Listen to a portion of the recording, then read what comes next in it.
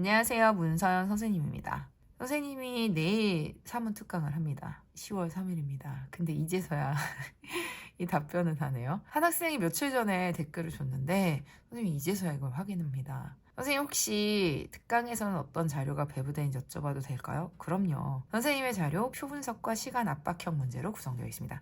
4시간 동안 수업을 하는 부분이기 때문에 그 4시간에 가장 효율적으로 배워갈 수 있는 부분들을 압축적으로 이 교재로 만들었다고 생각하시면 돼요. 이렇게 표 분석 파트는 간단하게 어떤 내용들이 있는지 정리한 후 올해 6, 9월이죠. 올해 6, 9월에 포인트를 잡을 겁니다. 근데 올해 6, 9월은 현장에서 풀진 않을 거예요. 왜냐면 6, 9월 문제는 애기들이 이미 풀어봤고 그리고 선생님이 이미 해설 강의를 유튜브에도 올린 상태잖아요. 나중에 퍼파 때는 풀 겁니다. 올해 6월, 9월 다시 한번 상기시키고 다시 한번 머릿속에 넣는 시간은 퍼펙트 파이널 정규 커리큘럼에서 다룬다라면 이번 특강에서는 6, 9월의 포인트만 잡고 이 문제들의 변형이 어떻게 이루어질 수 있는지, 이 문제의 포인트가 무엇인지, 6, 9월을 관통하고 있는 개념이 무엇인지, 그 표 분석의 본질이 무엇인지, 그리고 그것이 반영된 문제를 풀게 되죠. 이렇게 문제를 풀게 되면 이제 선생님이 이게 현장에서 가장 오답률 높은 문제들로 골랐고, 그리고 그 문제들 중에서도 올해 6, 9월이 반영된 문제들, 그리고 EBS가 반영된 문제들이기 때문에 이런 식으로 해서 사회보장제도, 마찬가지로 인구부양비도 6월과 9월에 그 포인트를 잡는 거죠. 곰곰이 생각해보면 이번 9월 모의고사 기억나시죠? 특정 어떤 수치가 중요했던 게 아니라 이런 식으로 상승,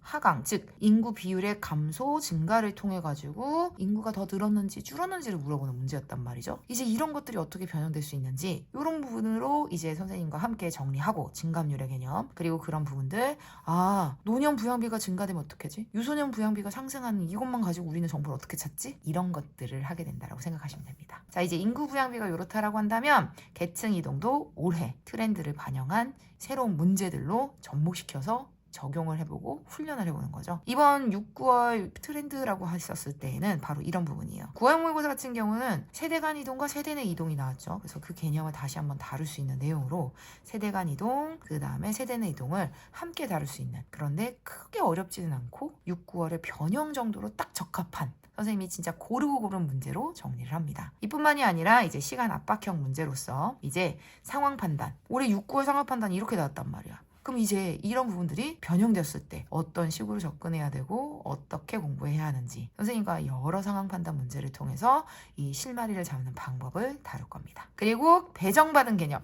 선생님이 새롭게 이름 붙였어요. 특히 문화의 속성에서 나오는 거죠. 예전에는 그냥 함정으로 선생님이 다 묶어버렸지만 이 부분 뭔지 알 거예요. 갑은 자기가 이야기하는 A에 대해서 이야기하고 있고 지금 을 같은 경우도 A예요. 배정받은 것 자체가 이건 A니까. 하지만 지금 이 문제 같은 경우는 갑의 병이 각각 다른 문화의 속성을 배정받았죠. 이런 문제들 실마리 어떻게 잡아야 되는지. 그래서 배정받은 속성과 그 다음에 실마리들 잡고 제시된 내용들 가지고 답 골라가는 방식들. 그리고 이 부분 배정받은 방식 같은 경우는 특히 문화의 속성이 자주 나온단 말이야. 그래서 문화의 속성을 가지고도 또 배정받은 그 문제 실마리 잡는 방법을 훈련할 겁니다. 물론 올해 좀 특이한 부분이 6, 9월에 샤라운 문제가 나오진 않았어요. 하지만 샤라운 문제 어렵게 출제되면 이렇게까지 나올 수 있다라고 하면서 또 실마리 잡는 형태로 이런 형태로 이제 양적 연구 과정의 타당성 그리고 선생님이 이번 특강에는 문화의 변동도 잠깐 넣어놨습니다. 생각보다 학생들이 자극전파랑 그 다음에 문화 융합을 헷갈려하는 친구들이 있어요. 이거 둘이 같은 거 아니에요. 절대 다른 거예요. 근데 이런 부분들 자꾸 뭔가 알 것 같으면서도 틀려서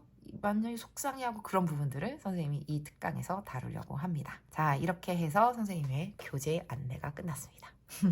내일이 수업인데 이제서야 영상 올려둔 거 너무 좀 빠듯하긴 하는데 도움이 되었으면 좋겠습니다. 안녕. 내일 대치동에서 만나요.